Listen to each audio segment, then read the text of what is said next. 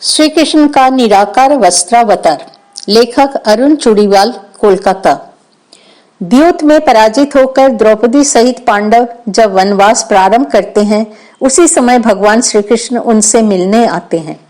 यह महाभारत वन पर्व के अंतर्गत 12वां से 37वां अध्याय अर्जुनाभिगमन पर्व शीर्षक के अंतर्गत आता है। 12वें से 22वें अध्याय में श्री कृष्ण एवं पांडवों का वार्तालाप है। भगवान श्री कृष्ण सर्वप्रथम द्यूत के दोषों का वर्णन करते हैं। तदुपरांत द्यूत सभा के समय अपनी अनुपस्थिति का कारण बताते हैं। 12वें अध्याय में भगवान कहते हैं, जो दूसरों के साथ छल कपट अथवा धोखा करके सुख भोग रहा हो, उसे मार डालना चाहिए। यह सनातन धर्म है। पार्थ, तुम मेरे ही हो, मैं तुम्हारा ही हूँ। जो मेरे हैं वे तुम्हारे ही हैं। जो तुमसे द्वेष रखता है वो मुझसे भी रखता है। जो तुम्हारे अनुकूल है वो मेरे भी अनुकूल है। मैं सत्य प्रतिज्ञा पूर्वक कह रहा हूं कि तुम राजरानी बनोगे। कृष्णे, आसमान फट पड़े, हिमालय पर्वत विदीर्ण हो जाए, पृथ्वी के टुकड़े टुकड़े हो जाए और समुद्र सूख जाए, किंतु मेरी यह बात झूठी नहीं हो सकती। 13वें अध्याय में भगवान श्री कृष्ण कहते हैं, राजन अर्थात युधिष्ठिर, यदि मैं पहले द्वारका या उसके निकट होता तो आप इस भारी संकट में नहीं पड़ते। स्त्रियों के प्रति आसक्ति, जुआ खेलना, शिकार खेलना और मद्यपान करना, ये 4 प्रकार के कामजनित दुख बताए गए हैं। शास्त्रों के निपुण विद्वान सभी परिस्थितियों में इन चारों को निंदनीय मानते हैं, परंतु दूत कीड़ा को तो जुए के दोष जानने वाले लोग विशेष रूप से निंदनीय समझते हैं। जुए से एक ही दिन में सारे धन का नाश हो जाता है। साथ ही जुआ खेलने से उसके प्रति आसक्ति होनी निश्चित है। कुरुनंदन, ये तथा और भी बहुत से दोष हैं जो जुए के प्रसंग में कटु परिणाम उत्पन्न करने वाले हैं। महाबाहो, मैं धृतराष्ट्र से मिलकर जुए के ये सभी दोष बतलाता। कुरुवर्धन, मेरे इस प्रकार समझाने बुझाने पर यदि वे मेरी बात मान लेते तो कौरवों में शांति बनी रहती और धर्म का भी पालन होता। राजेंद्र, भरत श्रेष्ठ, यदि वे मेरे मधुर एवं हितकर वचन को सुनकर उसे न मानते तो मैं उन्हें बलपूर्वक रोक देता। यदि वहां सुहृद नामधारी शत्रु अन्याय का आश्रय ले इस धृतराष्ट्र का साथ देते तो मैं उन सभासद जुआरियों को मार डालता। कुरुश्रेष्ठ, मैं उन दिनों आनर्त देश अर्थात द्वारका में ही नहीं था, इसलिए आप लोगों पर द्यूत जनित संकट आ गया।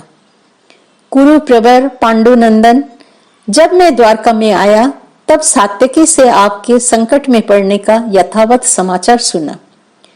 राजेंद्र, वो सुनते ही मेरा मन अत्यंत उद्विग्न हो उठा और प्रजेश्वर, मैं तुरंत ही आपसे मिलने के लिए चला आया। 14वें अध्याय में युधिष्ठिर भगवान से पूछते हैं, श्री कृष्ण, जब यहाँ द्यूत का आयोजन हो रहा था तब आप कहाँ थे? श्री कृष्ण ने बताया, मैं उन दिनों शाल्व के सौम नामक नगर आकर विमान को नष्ट करने के लिए गया हुआ था।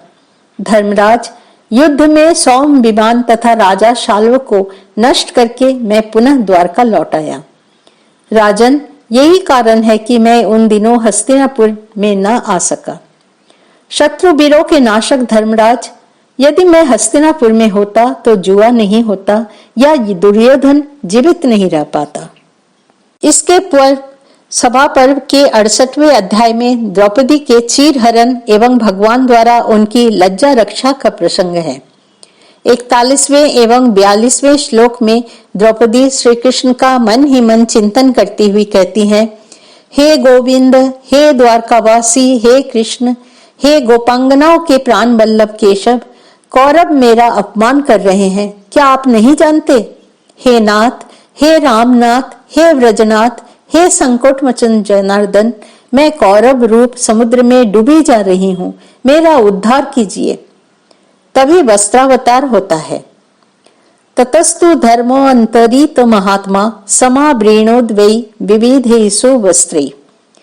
इसी समय धर्म स्वरूप महात्मा श्री कृष्ण ने अव्यक्त रूप से उसके वस्त्र में प्रवेश कर भांति भांति के सुंदर वस्त्रों द्वारा द्रौपदी को आच्छादित कर लिया। महाभारत में कहीं उल्लेख नहीं है कि द्योत सभा की छत पर श्री कृष्ण प्रकट होकर अपने हाथ से चीड़ बढ़ाते जा रहे हैं। उल्लेख है कि श्री कृष्ण अव्यक्त रूप से वस्त्र में प्रवेश कर जाते हैं, इसलिए कुछ ग्रंथों में इसे भगवान का वस्त्रावतार भी कहा गया है। भगवान के समस्त अवतार चर प्राणी के रूप में हुए हैं, यथा मत्स्य, कूर्म, बराह, नृसिंह आदि, पर संभवतः वस्त्रावतार ही अचर अर्थात निष्प्राण रूप में है। वस्तुतः भगवान का यह निराकार रूप में प्राकट्य था। श्री कृष्ण स्वयं कहते हैं कि वे द्वारका से दूर युद्ध में रत थे, अतः द्योत सभा में उपस्थित न हो सके। अतः उन्होंने अपनी शक्ति द्वारा वस्त्रावतार रूप का प्राकट्य किया। वस्त्रावतार निराकार स्वरूप ही है, क्योंकि भगवान द्योत सभा में पारंपरिक साकार रूप में नहीं थे। जय श्री कृष्ण।